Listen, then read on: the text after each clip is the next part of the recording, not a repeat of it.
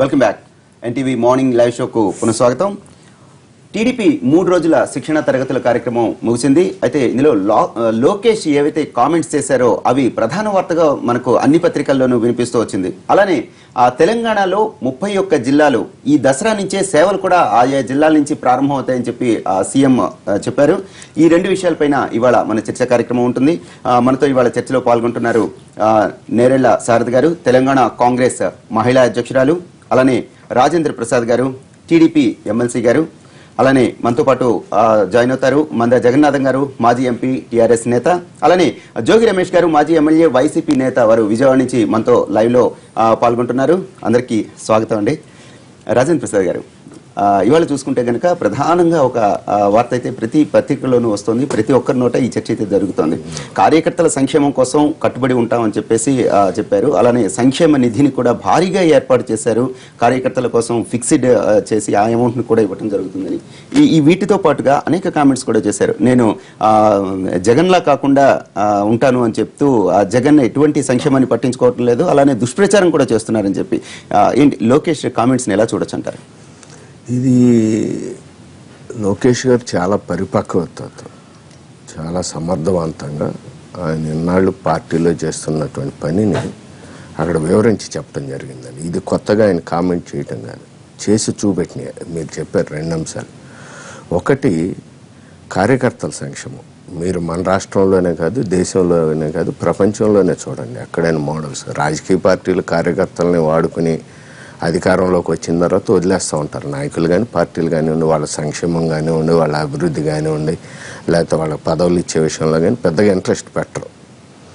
కానీ ఇక్కడ తెలుగుదేశం పార్టీకి వచ్చిన తర్వాత గత 2 సంవత్సరాల క్రితం సభ్యత్వాలని 100 రూపాయల కాడికి మాపెట్టి ఆ కార్యకర్తలకు కూడా దానికి ఇన్సూరెన్స్ 2 లక్షలు కల్పించి అలా వచ్చినటువంటి సభ్యత్వాలు 60 లక్షల సభ్యుల ద్వారా వచ్చినటువంటి ఆ 100 రూపాయల నిధిని తీసుకువెళ్ళి బ్యాంకులో ఫిక్స్డ్ డిపాజిట్ చేసి 50 కోట్ల రూపాయలని, దాని మీద వచ్చేటటువంటి ఇంట్రెస్టు, ఇతరత్ర వచ్చేటటువంటి ఆదాయం మొత్తం కలిపి సుమారు ఈ సంవత్సర కాలంలో 15 కోట్ల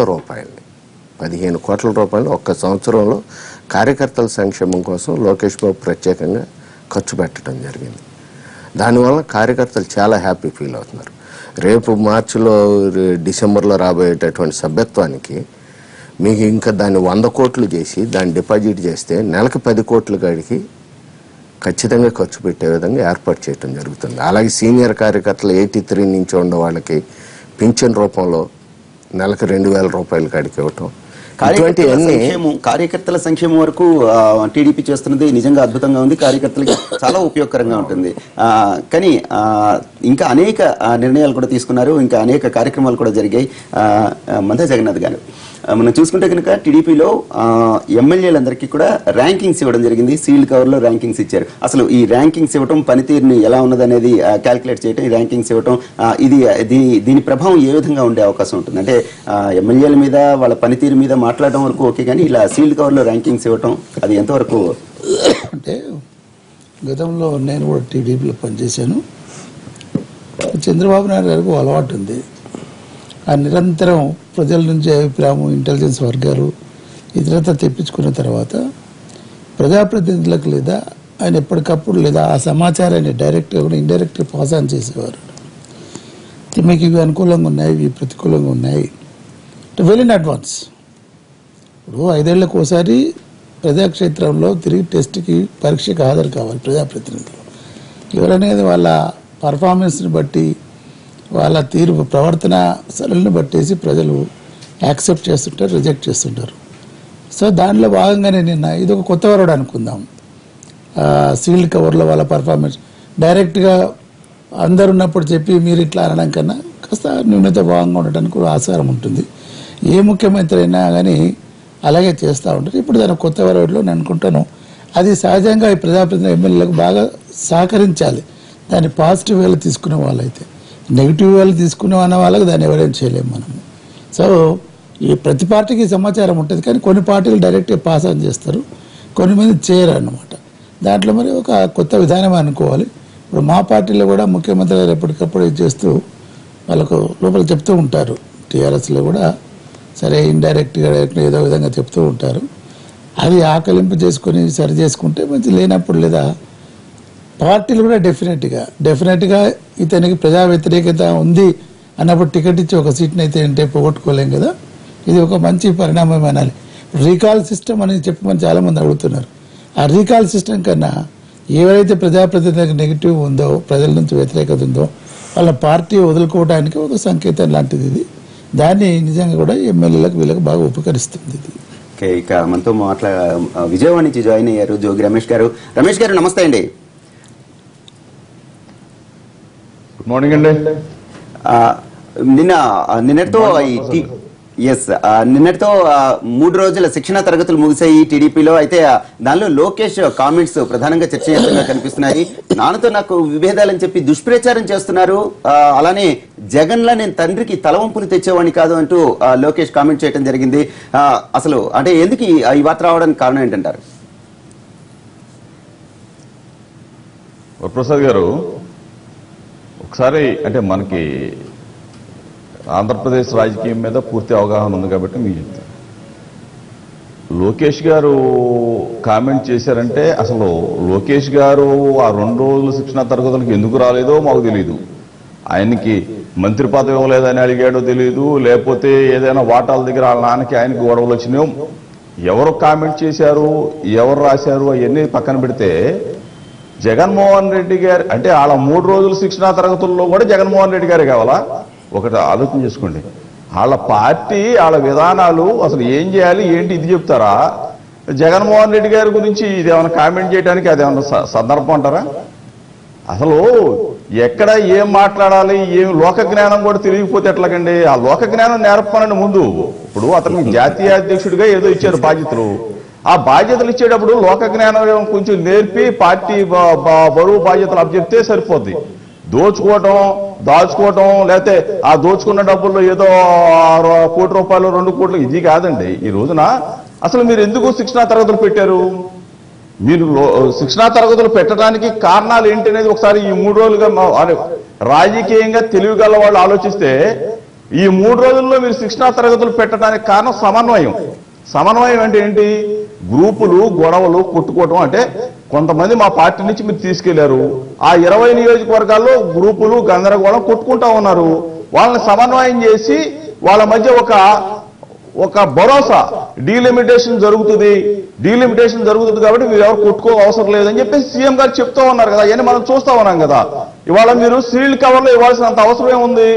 మీరు చంద్రబాబు నాయుడు గారు చాలా బాగా ఉంది, మా పనితీరు బాగా ఉంది, మమ్మల్ని మెచ్చుకుంటా ఉన్నారన్నప్పుడు ఇంతకు ముందు 2-3 సార్లు మీరు ఎమ్మెల్యేల పనితీరు మీద జిల్లాల్లో ఎమ్మెల్యే ఈ విధంగా గ్రేడ్ లో ఉన్నాడు, ఈ గ్రేడ్ లో ఉన్నాడు అని మీరు చెప్పారు. మళ్ళీ చెప్పారా? బహిర్గతం చెప్పారా? ఈ రోజున మీరు చెప్పటానికి చేయటానికి ఏమీ లేదు అక్కడ. ఎమ్మెల్యేల పనితీరు ఎట్లా ఉంటుందండి? ఎమ్మెల్యేలు ప్రజల్లోకి వెళ్ళాలి. ప్రజల్లోకి వెళ్ళే ఎమ్మెల్యేలు ఉన్నారా? ఈ రోజు ప్రభుత్వంలో పరిపాలన సాగుతా ఉందా? ఏమి సాగుతుందని మీరు మీరు చెప్పిన వాగ్దానాలు మా ఎమ్మెల్యేలు ప్రజల్లోనే ఉండారు. మా ఎమ్మెల్యేలు ప్రజల్లోనే ఉండారు. నెరవేర్చుకున్నారా? వద్దాం ఒకటి మరి చెప్పేది ఏంటంటే, ప్రసాద్ గారు, జోగి రమేష్ గారు విషయ పరిజ్ఞానం పెంచుకోవాలి. విషయ పరిజ్ఞానం పెంచుకోవాలి. అసలు ఏం జరిగింది, మనం ఏం మాట్లాడాలి అనేది కూడా తెలుసుకోవాలి. ఏదో నోటికి వచ్చినట్టు మాట్లాడేస్తే కుదరదు కదా. పబ్లిక్ ముందు నిలబడినప్పుడు, లైవ్ లో ఉన్నప్పుడు. రమేష్ గారు, రాజేంద్ర ప్రసాద్ గారు ఒకసారి మాట్లాడుతున్నారు. ఒకటే బ్రదర్ జోగి, విషయ పరిజ్ఞానం కూడా మీరు పెంచుకోవాలి. అసలు అక్కడ ఏం జరిగింది, దానిపైన మనం ఏం మాట్లాడాలి, ఏం విశ్లేషించాలి అనేది కూడా కొంచెం ఆ విషయ పరిజ్ఞానం పెంచుకోవాలి. సరే, మాకు లోక జ్ఞానం ఉందా లేదా, మేము చేసే చర్యలను బట్టి మా లోకేష్ బాబు సమర్థత ఏంటనేది ప్రజలకు స్పష్టంగా అర్థమవుతుంది. వాళ్ళ కార్యకర్తలను ఆదుకుంటాం, అభివృద్ధి కార్యక్రమాలు చేయటంలోనే. చిన్న మాట చాలు. ఇదిగో ఇన్ని మాటలు వద్దు. అరే బ్రదర్ జోగి, ఇన్ని మాటలు వద్దు. ఇన్ని మాటలు వద్దు. నేను జగన్మోహన్ రెడ్డి లాగా మా నాన్నకి తల వంపులు తీసుకురాను. ఒకే ఒక్కటి సింపుల్ వర్డ్, ఇక అంతే, దాంతోనే అర్థమైపోయింది అది లోకేష్ యొక్క వ్యక్తిత్వం ఏంటి. లేకపోతే జగన్మోహన్ రెడ్డి వైఎస్ రాజశేఖర రెడ్డిని ఎలా భ్రష్టు పట్టించేసి ఇనబా మనకు నో క్రాస్ టాకింగ్. ప్లీజ్ జోగి జోగి నువ్వు చెప్పింది ఉన్నా కదా, జవాబు విను కొడుకుగా జోగి. ఆయన వెంట నేర్చుకోవాలి. ఇదిగో విను జోగి, జగన్ గురించి ఇద్దరు గురించి బాబు రాజేంద్ర ప్రసాద్ గారు బ్రదర్ వినవే, నువ్వు ఎంత నేర్చుకోవాలి రమేష్. మరి అరే వద్దాం, 1 by 1 చర్చించుకుందాం. నువ్వు చెప్పినట్లు నేను జవాబు చెప్తా, నేను జవాబు చెప్తా విను. ప్రసాద్ గారు, ఈ రోజున వైఎస్ రాజశేఖర రెడ్డి బతికుంటే వైఎస్ రాజశేఖర రెడ్డిని కూడా జైల్లో పెట్టించేవాడు జగన్ చేసినటువంటి అవినీతి అక్రమాల వలన. వైఎస్ రాజశేఖర రెడ్డి మొత్తం వేసినటువంటి 14 FIR లో A1 ముద్దాయి వైఎస్ రాజశేఖర రెడ్డి. ఎవరి వల్ల వచ్చింది? జగన్మోహన్ రెడ్డి వల్ల. అందుకని చెప్పింది ఏంటో నేర్చుకోవాలని. ప్లీజ్ కంట్రోల్ వినండి. మీకు పక్కమిటి ఆంధ్రాలో ఉంది, తెలంగాణ ఉంది. వినబ్బా, అరే ఎవరు వెళ్ళొచ్చారు? అరే నువ్వు వెళ్ళొచ్చినాడు, నువ్వు మాకు చెప్తావు ఏంటబ్బా? 18 నెలలు జైల్లో ఉన్నాడు, నువ్వు చెప్తావు. మేము చెప్పేది ఇక్కడ మీకు అక్కడలో వినబ్బా, సింహాలు పులులు అన్ని జైల్లో ఉంటాయి, బోన్లో ఉంటాయి. అందుకని మేము కూడా బోన్లో ఉంటాడు. మేము మనుషులు అబ్బా, మేము సింహాలు పులులు కాదు. మేము మనుషులు పీక్కు తినే, మనుషులు చంపేసే సింహాలు పులులు కాదు. మంచి మనుషులు, మానవత్వం ఉండేటువంటి మనుషులు. అట్లా క్రాస్ టాక్ చేస్తే మాట్లాడాలి ప్లీజ్. మీరు కంట్రోల్ జోగి. నేను మాట్లాడిన తర్వాత నువ్వు మాట్లాడావు బెదరు, నువ్వు మాట్లాడు నేను కాదంట్లా. నువ్వు మాట్లాడావు కదా ఎంతసేపు, జవాబు విను. ఇక్కడ లోకేష్ గారు చాలా స్పష్టంగా చెప్పడం జరిగింది. మీరు 2 రాష్ట్రాల్లో చూడండి. జగన్మోహన్ రెడ్డి గారు వైఎస్ రాజశేఖర రెడ్డి గారు ముఖ్యమంత్రి అవ్వగానే వాళ్ళ చిన్నాన్నతో రాజీనామా చేయించేసి ఆయన ఎమ్మెల్యే అయిపోయి మంత్రి అయిపోద్దామని ఎంత ఆత్రపడ్డాడు. ఆ ఎపిసోడ్ అంతా మనకి తెలుసు. సోనియా గాంధీ ముట్టికాయలు వేసేపటికి వెనక రావటం జరిగింది.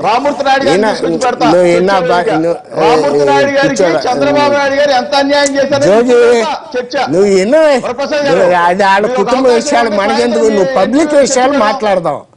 No private issues, only public issues. 2 మీకు తెలంగాణ ఆంధ్రాలో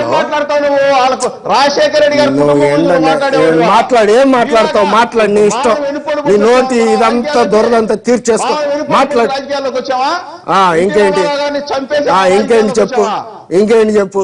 అంటే బాంబులు పెట్టి రాయలసీమలో మత విద్వేషాలు పెట్టి హైదరాబాద్ లో ప్రజలను చంపారాబా. మీరు చాలా మంచోళ్ళు. మీకు ఇక్కడ తెలంగాణ ఉంది, ఆంధ్ర ఉందండి. తెలంగాణలో చూడండి, ప్రభుత్వం ఏర్పడంగానే కేసీఆర్ గారు వాళ్ళ అబ్బాయికి మంత్రి పదవి ఇచ్చాడు, కేటీఆర్కి. హరీష్ రావుకి మంత్రి పదవి ఇచ్చాడు, వాళ్ళ అమ్మాయికి ఎంపీ ఇచ్చాడు. కానీ లోకేష్ అధికారం వచ్చి 2.5 కూడా ఏ మాత్రం కూడా తొందరపడ్డం లేదు, ఆత్రపడ్డం లేదు. ఈయన పార్టీకి సర్వీస్ చేసి నేను పాజిటివ్ వేలో చెప్పాను. ఇప్పుడు వాళ్ళు అమెరికా నుంచి ఆయన వచ్చారు, తండ్రికి తోడుగా అసందర్భం అది.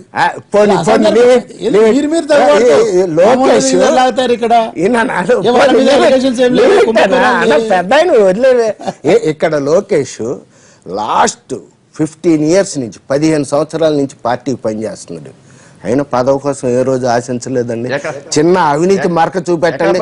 వీళ్ళు 11 కేసుల్లో FIR లో A1 ముద్దాయిలు, 420 ముద్దాయిలు 18 నెలలు జైల్లో ఉండారు. వీళ్ళు సిబిఐ 42,000 కోట్లు అవినీతి చేశాడని నిర్ధారించింది. ఈడీ సుమారు 10,000 కోట్లు జప్తు చేసింది. ఈడీ చెప్పడం నెక్స్ట్ ఇంకో విషయానికి వస్తే మనం ర్యాంకింగ్ల గురించి ఏదో అవాకులు చవాకులు పేర్లాడు. ర్యాంకింగ్లు చేయటం అనేది ఒక మంచి సంప్రదాయం అండి.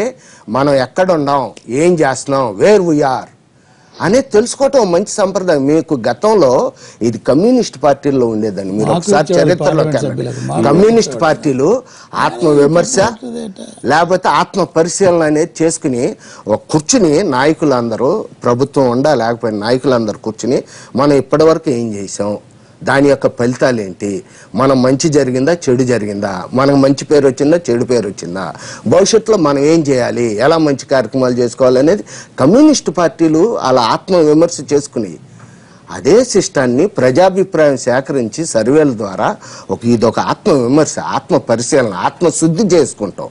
మళ్ళీ భవిష్యత్తు కార్యక్రమాలకు, అభివృద్ధి సంక్షేమ కార్యక్రమాలని సమర్థవంతంగా ప్రజల్లోకి తీసుకువెళ్ళి ప్రజల మన్ననలో పొందాలనేటటువంటి ఒక ప్రయత్నం మంచిదా. ఈ రాష్ట్రాన్ని ఎలా దోషేద్దాం, పంచభూతాలని ఎలా ఆక్రమించుదాం, ఇటువంటి ఆలోచన లేవే మా లోకేష్ బాబుకి, మా చంద్రబాబు నాయుడుకి, మా ఎమ్మెల్యేలకి, మా ఎంపీలకి. దాన్ని మీరు దాన్ని అభినందించాలి. ఆ కార్యక్రమాన్ని అభినందించాలి. దాన్ని అభినందించకుండా మీరు దాని మీద బురద జల్లే కార్యక్రమాలు చేయటం అంటే అంతకంటే సిగ్గుచేటు ఏమి ఉండదు. వాళ్ళు అవినీతి చేశారని ప్రతి దాంట్లో మేము అవినీతి చేస్తున్నాం అనేది దానికి కూడా ఈయనేదో ఇసుక అంటున్నాడు. ఇసుక ఎవరో ఒకళ్ళు ఇద్దరు మా ఎమ్మెల్యేలు కక్కుర్తిపడి ఉండొచ్చు. మా Chandrababu Naidu on the floor, ఇదిగా నువ్వు ఆన్ ది ఫ్లోర్ మీటింగ్ లోనే తీవ్రంగా వార్నింగ్ ఇవ్వటం జరిగింది. మా చంద్రబాబు నాయుడు గారు ఇసుక జోలికి వెళితే మర్యాదగా ఉండదు, మీ మీద చర్యలు తీసుకుంటా, అవినీతికి దూరంగా ఉండండి, మీ కుటుంబ సభ్యులను కూడా మీ పరిపాలనలో దూరంగా ఉండండి, ప్రజలకు దగ్గరగా ఉండండి, రోజు ప్రజల్లో తిరగండి. ఇంత స్పష్టంగా చెప్పే నాయకుడు ఎవరన్నా ఉన్నాడా? మీ వైఎస్ రాజశేఖర రెడ్డి దోసేయమని చెప్పాడు. దోసేయండి, ఆక్రమించండి, మీరు ఎక్కడికెక్కడ తెగనం వేసేయండి, భూములు ఆక్రమించండి, కాంట్రాక్టులు పట్టండి అని చెప్పింది మీ నాయకుడు. మా నాయకుడు ఇసుక జోలికి వెళ్తే ఖబర్దార్, మీరు ఎమ్మెల్యేలా ఉండి ఎవరైనా సరే నేను సహించనని వార్నింగ్ ఇచ్చినటువంటి దమ్ము కలిగినటువంటి నాయకుడు మా నాయకుడు చంద్రబాబు నాయుడు. ఏందా పోలికలు తెస్తావు? అందుకని నీతి నిజాయితీలతో నువ్వు 33 కేసులు వేసినా, 24 కమిషన్లు వేసినా, 29 కమిటీలు వేసినా ఏసెత్తి నిరూపించలేకపోయావు. ఏం మాట్లాడతావు నువ్వు? అవినీతి అక్రమాల పార్టీ నీది. రమేష్ గారు, మనతో పాటు చర్చలో నేరాల సారథి గారు కూడా ఉన్నారని, తెలంగాణ కాంగ్రెస్ మహిళా అధ్యక్షురాలు. మేడం, మీరు చూశారు మొత్తం అంటే టీడీపీ శిక్షణ తరగతులు అయితే 3 రోజుల పాటు జరిగాయి. అందులో అనేక విషయాలు వచ్చాయి. అందులో ఈ సంక్షేమం కోసం, కార్యకర్తల సంక్షేమం కోసం అద్భుతంగా చాలా కార్యక్రమాలు కూడా అనౌన్స్ చేయడం జరిగింది. అసలు ఇలాంటివన్నీ కూడా ఎంతవరకు పార్టీకి ఉపయోగకరంగా ఉంటాయండి? చర్చ ర్యాంకింగ్ గురించి మాట్లాడుతూ ఉంటే అది కాస్త అవినీతి వైపు వెళ్ళిపోతా ఉంది. కాబట్టి దీన్ని మళ్ళీ డైవర్ట్ చేసి మనం ర్యాంకింగ్కే వద్దాము. చెప్పండి. ప్రజాక్షేత్రంలో ఉన్న వాళ్ళు ఎవరైనా కానివ్వండి, వార్డు మెంబర్ దగ్గర నుండి మొదలు పెట్టుకుని ఎంపీ వరకు గెలిచిన తర్వాత ప్రజలు అనే వాళ్ళు ర్యాంకింగ్ అనేది చేస్తారు. అది కాకపోతే ర్యాంకింగ్ అనే ఒక పేరు పెట్టుకోకుండా 1 సంవత్సరం 2 సంవత్సరాలు గడిచిన తర్వాత ఎవరు ఎంతవరకు ప్రజలకు అందుబాటులో ఉన్నారు, వాళ్లకు సంబంధించినటువంటి నిధులను ఎంతవరకు వాళ్ళు ఉపయోగకరంగా ఖర్చు పెట్టగలిగారు అనే అంశాలను తీసుకొని ప్రజలు వాళ్ళకు ర్యాంకింగ్ ఇస్తారు. నెక్స్ట్ మనము వీరిని మళ్ళీ ఎన్నుకోవడానికి ఆస్కారం ఉందా లేదా అనేది. దానిని వీళ్ళు పార్టీ పరంగా తీసుకోవడము అది మంచి ఉద్దేశమే. కాకపోతే ఏంటంటే పర్సనల్గా వాళ్ళ ఒపీనియన్ని కాకుండా ప్రజల ఒపీనియన్ని బేస్ చేసుకొని తీసుకుంటే చాలా మంచిది. వాళ్ళ పార్టీలో ఉన్నటువంటి వాళ్ళకు ప్రోత్సాహకంగా కూడా మీకు బాగుంది, మీకు బాగాలేదు అని చెప్తే తీసుకొని ముందుకు వెళ్ళడానికి ఆస్కారం ఉంటుంది. అయితే దీంతో పాటుగా మీరు ఇంకో మాట అన్నారు, కార్యకర్తల సంక్షేమం గురించి కూడా దృష్టి పెట్టారు అని. అయితే మేము ఒకటే మాట అంటాం కాంగ్రెస్ పార్టీ తరఫున, కార్యకర్తల సంక్షేమంతో పాటుగా ప్రజల సంక్షేమాన్ని కూడా దృష్టిలో పెట్టుకొని ముందుకు వెళ్ళండి. ఎందుకంటే గతంలో మనం చూసాము రైతులు ఏ రకంగా ఇబ్బందులకు గురయ్యారో టీడీపీ పాలనలో. అంతేకాకుండా అంగన్వాడీ వర్కర్లను కూడా తొక్కించినటువంటి విషయాలు కూడా ఇప్పటికీ మనం మర్చిపోలేకపోతున్నాం. కాబట్టి ఈక్వల్గా ప్రజా సంక్షేమంలో పార్టీ క్యాడర్ని అండ్ ప్రజలను ఈక్వల్గా చూసుకుంటే టీడీపీకి పాలనకు మంచిదే. ర్యాంకింగ్ అనేది చెడు అనేది కాదు. నేను చెప్పినట్టుగా ప్రజలు నుండి ర్యాంకింగ్ అనేది వస్తే డెఫినెట్గా వాళ్ళు ప్రజాక్షేత్రంలో ముందుకు వెళ్ళాలా వద్దా అనేది కూడా ఒక నిర్ణయం చేయబడుతుంది. ఓకే మేడం, ఎమ్మెల్యేల ర్యాంకింగ్స్ అలానే లోకేష్ కామెంట్స్ ఇవి కాకుండా తెలంగాణ లో 31 కొత్త జిల్లాలు దసరా నుంచి సేవలను కూడా ప్రారంభించనున్నట్లుగా సీఎం కేసీఆర్ చెప్తున్నారు. ఈ విషయాలపై చర్చ కొనసాగుతుంది. ఇప్పుడు షార్ట్ బ్రేక్ తీసుకుందాం.